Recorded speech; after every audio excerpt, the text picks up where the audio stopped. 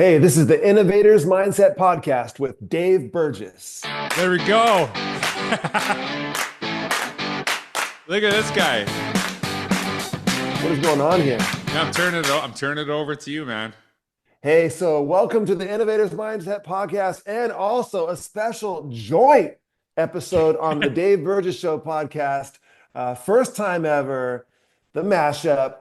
And I am here joined with George Couros, and it's a special occasion, and it is because October 21st, 2025 was the 10-year anniversary of the publication of George's book, The Innovator's Mindset, Empower Learning, Unleash Talent, and Lead a Culture of Creativity.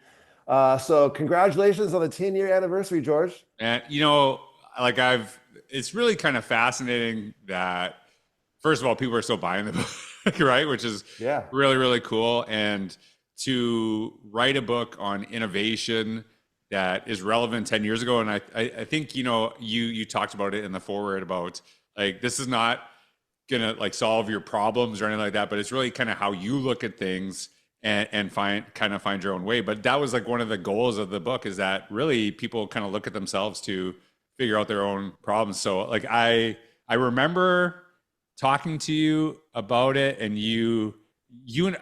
I'm trying to remember, was it in Tennessee that we were speaking? I know we met at a conference. We were both keynoting together. Where was that? Do you remember? I think I'm it sure might it's have Tennessee. been, and it was, what's amazing is someone from the audience took a picture Yeah. of that conversation. And I have that picture of the two of us chatting on the side of the stage. Yeah, because like when you, like I talked about this just recently. I had an email with a contract with another company to publish it, but they were like, this sucks. Like they didn't say that, but the feedback was like terrible. And then I saw you and you're like, hey, just like before you sign anything, send it my way. I'm like, and I was like a little nervous because I'm like, I don't want to hear it sucks again. Do you know what I mean? And then Yeah, I right. actually remember you said to me, and I'm paraphrasing, but it was pretty close. You're like, this is exactly what we want to publish, right? And Yeah. I was like, okay, maybe I'm not, maybe I'm not a terrible writer. So it was like, I just remember that distinctly, how, could it, and we were just talking about this before the podcast. If I would have went with the other company, I don't know if it would have been the same book, because they wanted Right. something very academic and it wasn't my style. It wasn't the way that I would want to read. So I'm so grateful that, we had that moment, and really like, it's one of those trajectory changing moments in my life for sure. So I really Yeah. appreciate it.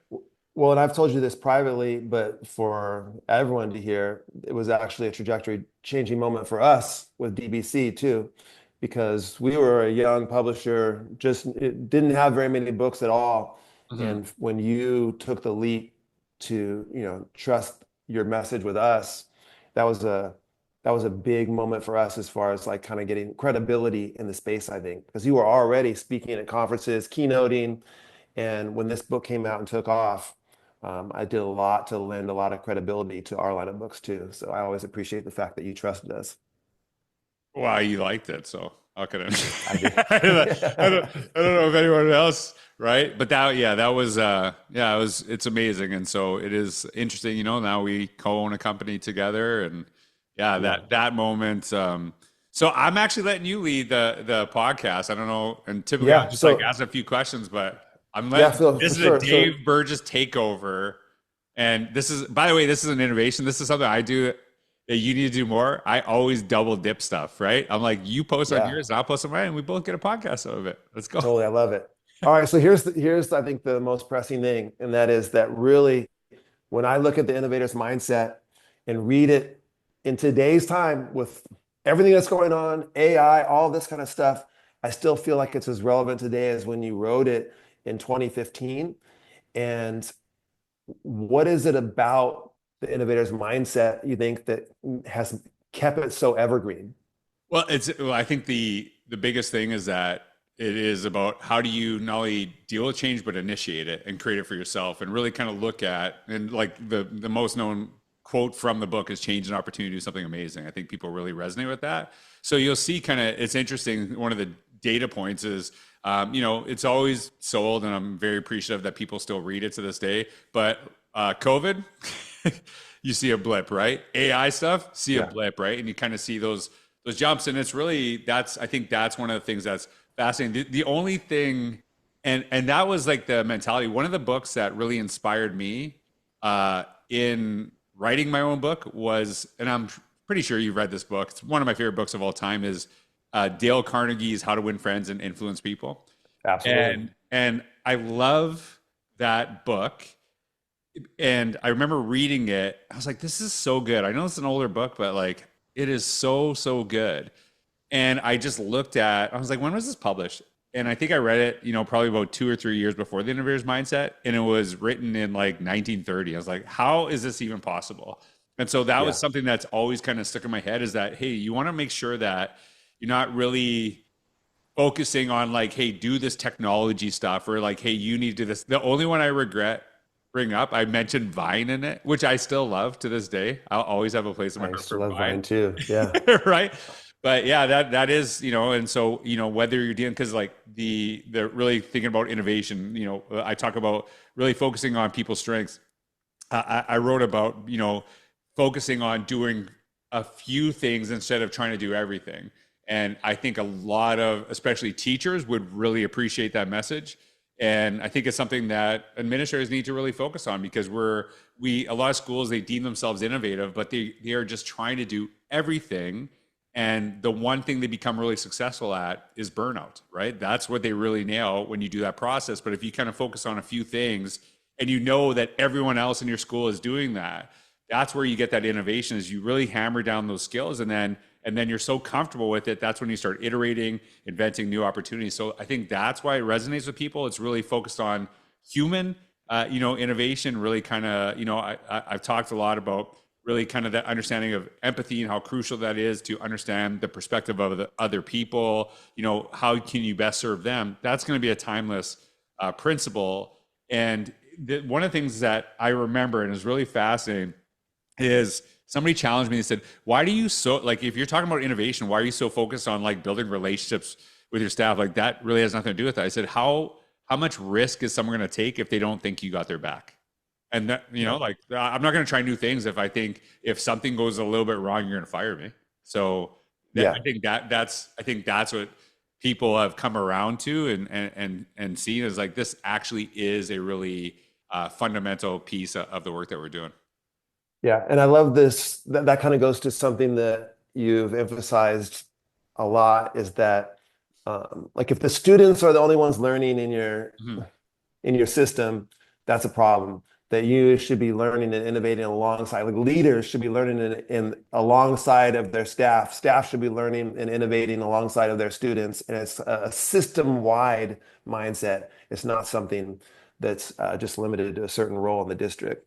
Yeah, and I think that is, I wrote this book, but I live it. Like I believe this stuff, and I've created content probably about, I think, 6 or 7 years prior, and I've never stopped. Like I'm, and I'll like every year I seem to like, hey, I'm gonna try this little thing. I'm gonna try this thing, and it's never about, hey, I want to start a podcast because I really want people to hear my message or anything like that. It's like, hey, I want to start a podcast because I want to understand what this does for learning, and how could you use this in school? How could you use that? And I think that to me is a really important aspect of what we do in education, is that we kind of go through the process and understand things as a learner first, and then move backwards from there.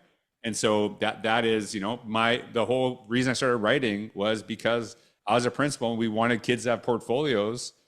And I was like, how do we do this? Like, we've never learned this. So I'm just going to make my own, and I'll see how it goes. And then we basically, once I started, we implemented it with 10,000 kids in our district, and they had one portfolio they would develop their entire time in our schools. And yeah, it's fascinating. And I think that is a really big point, because you never lose that. And whether it's like stuff in education that focus on being a learner, I just turned 50. I started learning the piano 2 years ago, not even, with my daughter, who was 7 at the time. And I'm like, listen, she's going to learn. I'm going to go through the process. So if she struggles, I understand what's going on because I'm learning alongside of her. And so she's probably hit sick of hearing La La Land piano songs and every Ryan Gosling song ever. But that's what happens in our house now.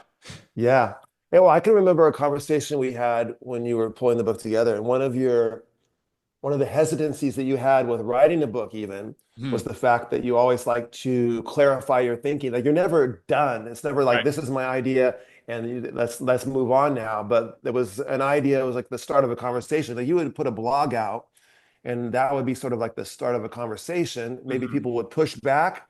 And then maybe you would do a follow-up blog where you said, actually at this point, this person said they had a good point. I've kind of done some rethinking about this. And now here was a book that was going to be printed and kind of permanent. And so you were nervous about that, like putting something down because it was so important to you that we should always be challenging what it is that we're saying. Well, and I think that process and understanding that is helped me. I think it pushes me to have humility in the work that I do, and really has probably helped me with my keynotes and speaking to groups. And I know it's something that you are really focused on when you speak to groups as well too, is like, listen, I'm sharing some ideas with you, but at the end of the day, your context, your community, you have to kind of make them fit and work in your space. So like when you're talking about the concepts in Teach Like a Pirate, you're not saying like everyone has to teach the way that I teach. You have to kind of like look at some of the things, even like there's a lot of innovation in Teach Like a Pirate, right? Like it's not like if you do this, you will be successful. It's like, hey, here's an idea. How do you make it your own? How do you create that? And I think that's where I really emphasize is that really that you're always evolving in your own practice. And the beautiful thing is the book is written, but I could keep the conversation going through the blog. And I think when you're like, hey, no, this is the idea, this is the only way it's done, then when you find out you're wrong, if you say that and then you're wrong, then you will defend that you're wrong because it's in print. Whereas it's like, hey, this is, here's an idea. Here's something I was thinking about. I'm not saying if you do this, and I said, if you're looking to read this book and then all scores will go up immediately because I've told you the pathway to do it, it's the wrong book. It's really kind of how do you actually kind of figure out your own pathway forward. So I think that to me is, it forces you to have humility. And I think that is something that is especially needed in a culture today where it's like, even like I follow a lot of stuff with fitness, is like, you're doing this exercise wrong. And I'm like, I did that and it's helped me tremendously. So I don't know where you're getting at. So it's like, hey, like here, like I always try to go, here's something that worked for me, not this is what you should do. Yeah. I think part of that evergreen, the fact that the book is so evergreen comes back to that idea that in the book you said, innovation is not about the stuff.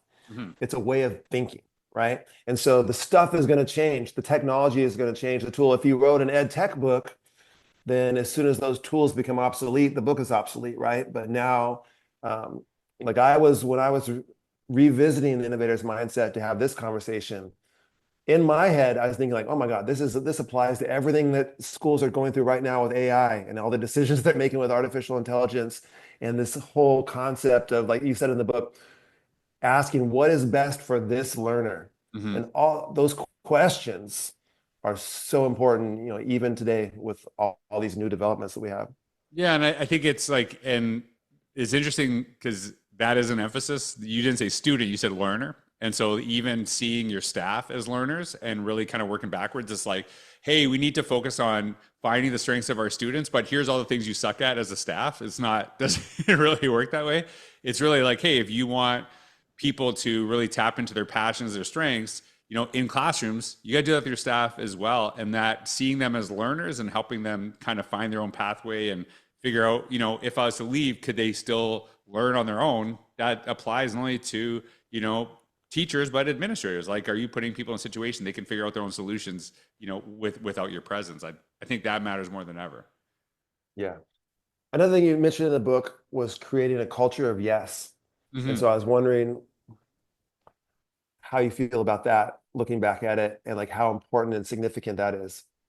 Yeah, and the culture of yes, it's interesting because I referenced Chris Kennedy as a superintendent in West Vancouver, one of the most forward-thinking leaders I've ever met, and does some really incredible things in his work. But one of the stories I told, and maybe this is a little behind the scenes, but maybe I can tell now. I wrote about a teacher that wanted to blog, and it wasn't about blogging. It was about, it was like, hey, I want to try this new thing. And the feedback from the administrator was, no, you can't do that. And the teacher's like, why not? And it's like, because if you do it and it's really good, everyone will be expected to do it. I'm like, if it's good, everyone should do it. Yeah. Right. Like, so it was like, hey, and that's a lot of times, you know, a lot of teachers that are listening to your podcast will listen to my podcast.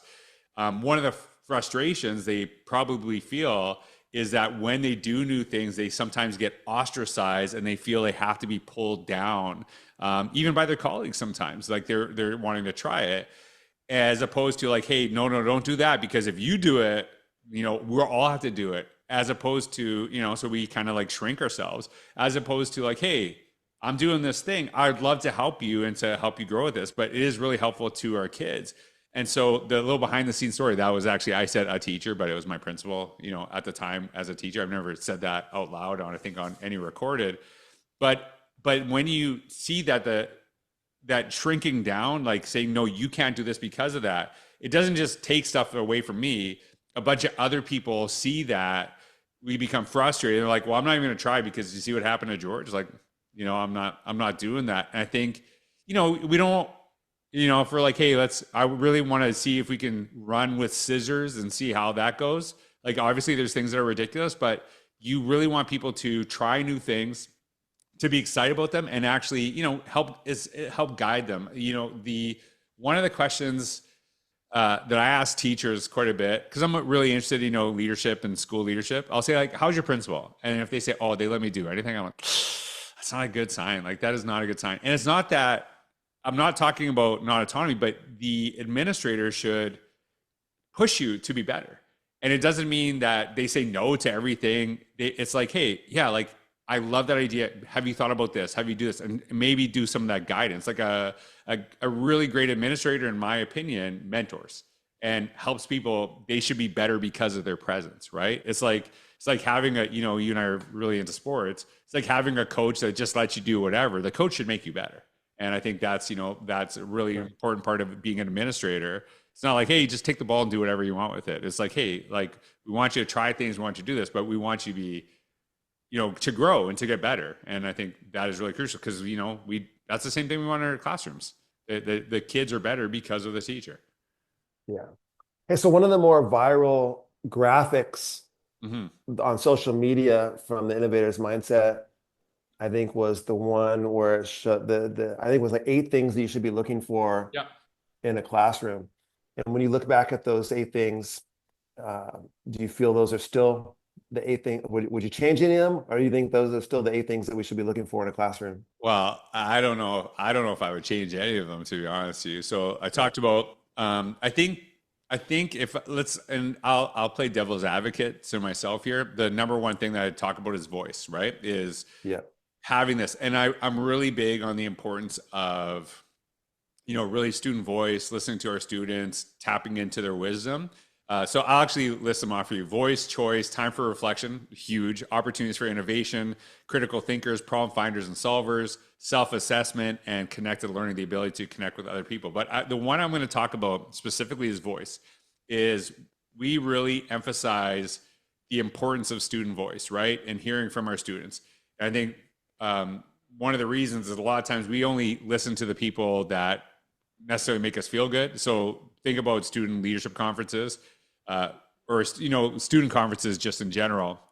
Often schools send the kids who are like, I love school the way it is, because they feel it's a good reflection of them, but they rarely share the voice of the kid who hates school, right? Because it's like, might not like make it look good, but that's who you should be also listening to as well. There was a really great meme or tweet, I can't remember, and it was said, hey, I want to hear from I love hearing from the valedictorian, but I also want to hear from the student with the worst grades. Let's hear both sides of the story. I'm like, that's pretty accurate.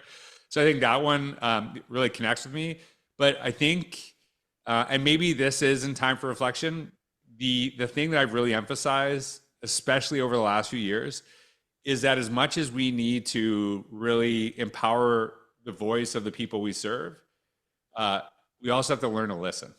And that matters to me more than ever. I think if everybody's talking and no one's listening, it's just noise. So that to me is something that I would probably, modify in some way, or really kind of make like, hey, make sure that when people are sharing their ideas that we're listening and having conversations and digging deeper, not everyone's trying to talk. And I think this applies, to society as well, not only as education, is that we have to like be able to sit back and listen. A lot of times on social media, it's not about listening to other people. It's about putting your perspective, saying things first.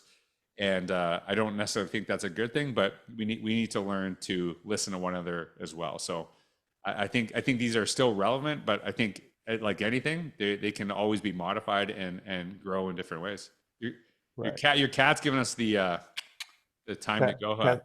Cat's trying to go. Yeah. Hey, so I think that when I think about another thing, listening to you speak over the years, maybe you've changed a little bit of your thinking as far as the importance of not in the importance of being a connected educator, but it maybe kind of broadening how those connections can be made, right?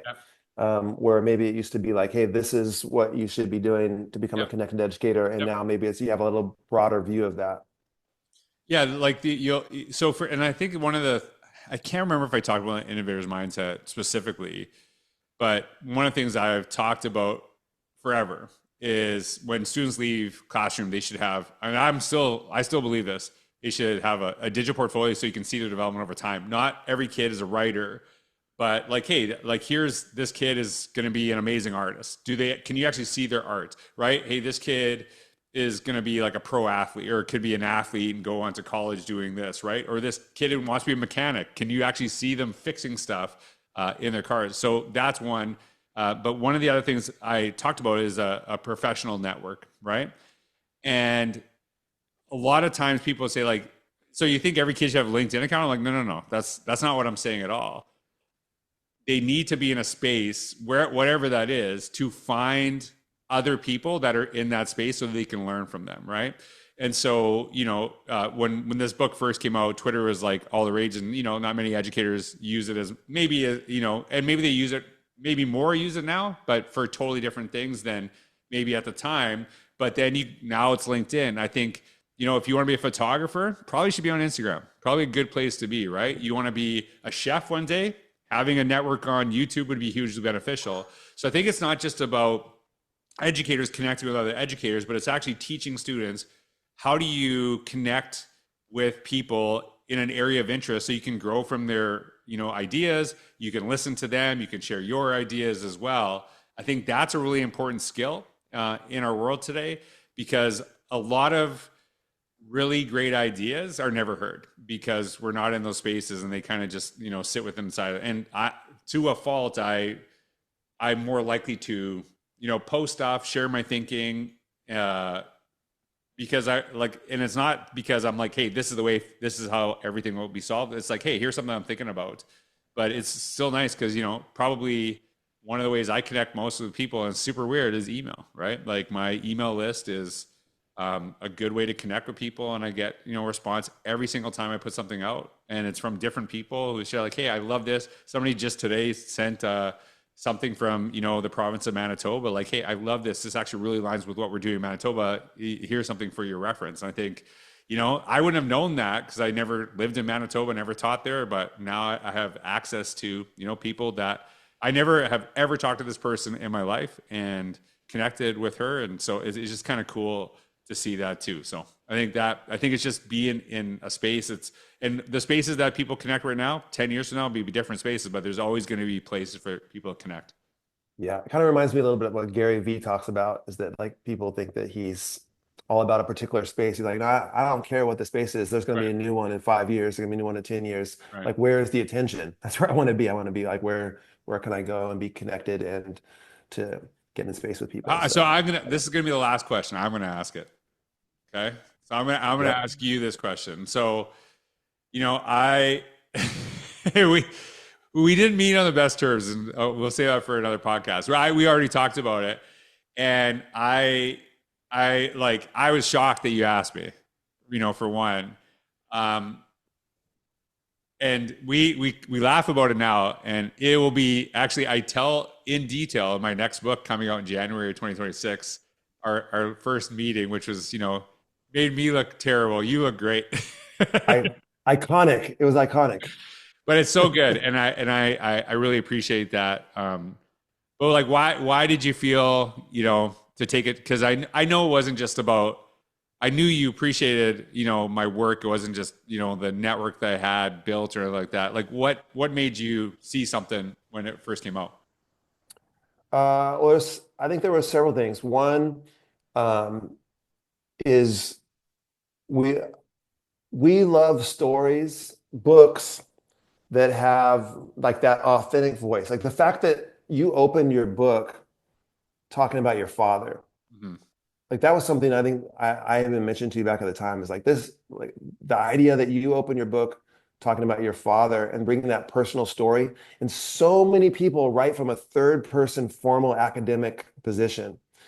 And that's the way the book doesn't resonate with people. Stories resonate with people. Stories are persuasive. And the fact that you were able to weave some of your own voice and your personal life into this book is really something that stood out to us right away. This is not an ed tech book. This is not a book that's just about this, like, it's not about the stuff. It's about you and about your journey through life and how different things have influenced you. And we love books, a lot of books in the education space today. If you change the names put them all on the table and change the names on the bottom of the book, it wouldn't even matter Mhm. because that writer is not inside of that book. But you are inside of this book, and it's kind of your message is woven throughout it, and that's something that really stood out to us. Yeah, and I'm gonna end it. I'm gonna end the podcast here with just really honestly, that one day changed my life when I met you, and it didn't even just like change my life. The thought of like writing a book, publishing it. Um, but I remember I was like, I didn't want to write a book. I wasn't really interested. And then somebody approached me and they're like, "Hey, can you send something?" I'm like, yeah. And they're like, "Oh, it's no good." I'm like, don't even approach me then, right? Like, don't go out of your way to like reject me. And so, not only did you see something that was visionary and like talk about, DBC and is the epitome of innovation, right? Thinking differently about what a publishing company could be. I was very it made me feel excited to share my voice. I never had to go away from that. And I just want to say thank you because it's not just me that feels that about you. And I know you've impacted so many people around the world. And not only the people who have read the books that you've published, but also the authors who felt like, hey, I have something really good to share. And I one of the things I say to people when we talk about publishing, I say, I want you to write a book that when you die, you can say, I wrote this book. And like, it's something that is your story. And I'm like very proud. Like I've written other books with other people and I'm like excited about, but like Innovator's Mindset will always be kind of my baby because it's how I live. And yeah, like I'll be proud. Like, hey, George wrote this book. That's something I want to make sure. So I just want to thank you for believing in me and actually not just believing in me, but make me believe in myself.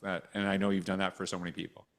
Yeah. Well, that whole connection and our paths crossing was a game changer for me and for DBC as well. And so um, we'll always be very grateful that you were willing to. Yeah. I don't know if you want to tell this story, but like I remember another thing you told me is that there was a particular person, I won't say their name, Yeah. but a particular person said, "Hey, are you serious? Like you're gonna have like a pirate head on the side of your book forever?"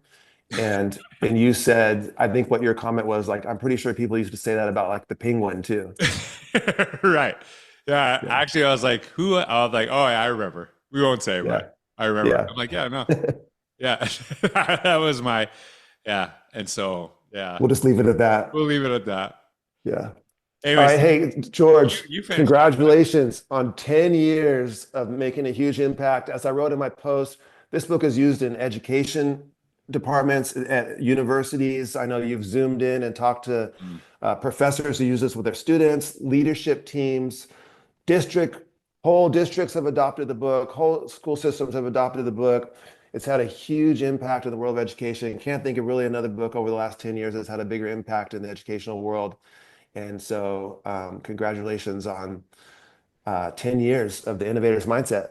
Thanks, my brother. Love you, man. Love too.